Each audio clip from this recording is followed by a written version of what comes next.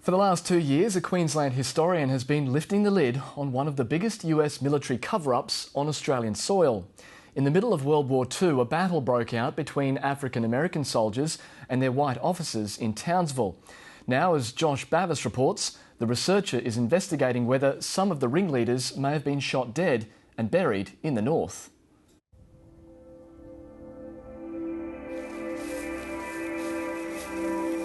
On a lonely field on the western outskirts of Townsville, researchers are looking for clues. They're hunting for remnants of an almost unknown battle. And to get a better picture of the lay of the land, they need an eye in the sky. I was very sceptical about it. I never went looking to do this topic. It found me, and certainly the amount of records that haven't been followed up on has astonished me.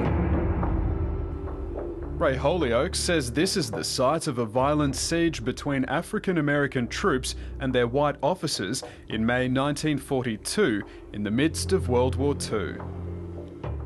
About 600 African Americans were in North Queensland to build the massive Kelso airfield. It was to be a key strategic base for the campaign in the Pacific, but no planes would ever leave the runway. After the mutiny, the airport was abandoned and details of what happened that night were buried.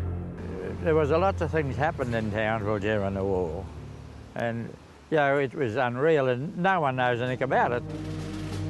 On the night, ringleaders of the coup took a hostage, took to the machine guns and set fire to the stockpile of ammunition.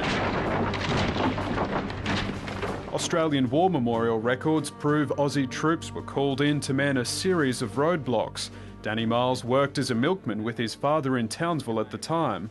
The Bren gun carriers went past our place early in the night, and we didn't know what was going on. We had no idea. And my father got up the next morning at 2 o'clock and went up to get the milk, and he got stopped 1,000 yards from our place by the first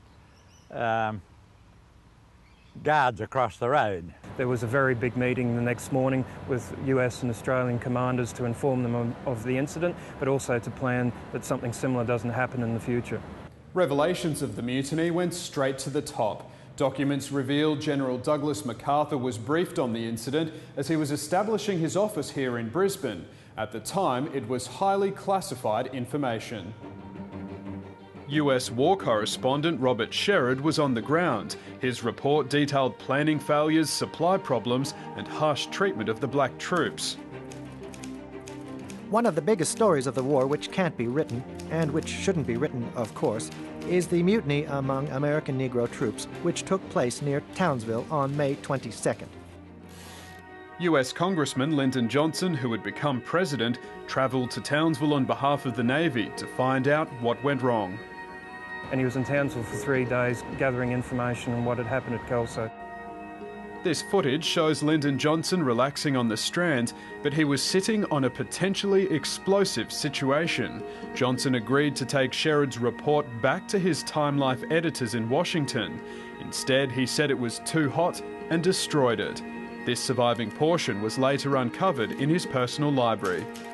A company of Negroes got their rifles and determined that they would kill their commanding officer. They fired several hundred rounds of ammunition at his tent. When other officers tried to escape the camp to obtain help, they were fired upon in a half-track with a .50 caliber machine gun. A complete report on this affair is enclosed. The US Army launched its own investigation and compiled a full report. It's been lying undisturbed at the National Archives and Records Administration in Washington for about 70 years. It was something that they certainly didn't want to cause embarrassment to Australia or to hinder the war effort.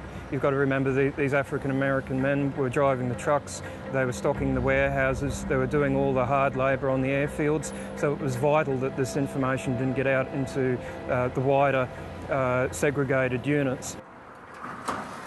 Queensland Police Archives details several cases of mistreatment of African American soldiers in the lead-up to the siege. There's two incidents, one outside the Winter Garden Theatre in Townsville where there's a large brawl, and another one where African American men are invited to a dance. There's white Australian women there, and these white officers from Georgia, they did not like seeing black Americans going and dancing with white Australians, and there's fights. They were forced to work 7 days a week with few breaks and were eventually excluded from the city centre. Those Negroes, there are probably 10,000 of them now, should never have been sent to Australia.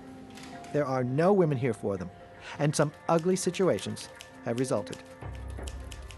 This once secret Pentagon document says the captain of their company was eventually court-martialed for killing a coloured soldier in the lead-up to the siege and failing to suppress the mutiny. These American Negroes, by and large, have no idea what they are fighting for. Oddly, the better educated Negroes are the most rebellious. The mutiny of that company of Southern Negroes was led by 2 or 3 Chicagoans. Ray Holyoake found one witness who saw the bodies of soldiers in the days following the battle. This is about a week after, and when you look at the records, these men are still on the field up to 2 weeks after, and the records are saying we're sending a team of military police, US military police, to the airfield to deal with the troublemakers. War historian Leo Walsh says racial conflict within the US Defence Force wasn't confined to the north. In Brisbane too, it proved fatal. They weren't allowed on the north side of the river, they had to stay on the south. There was one instance where a Negro came across to the north side. Whether he knew he should be there or not, I don't know. And he was shot by an American military policeman. A list of the African American soldiers provides the final piece in the Townsville Mutiny puzzle. Some were sent to the campaign in Papua New Guinea. And you actually see in the records, once they're up in Port Moresby, live action will sort them out. Others were sent home to jail, and gaps in these service records could now confirm that others never left North Queensland. And keeping in mind this entire incident started off as a rumour, and then you find the archival evidence to confirm it, you have to wonder if this did actually occur and people were executed as mutinying in a time of war.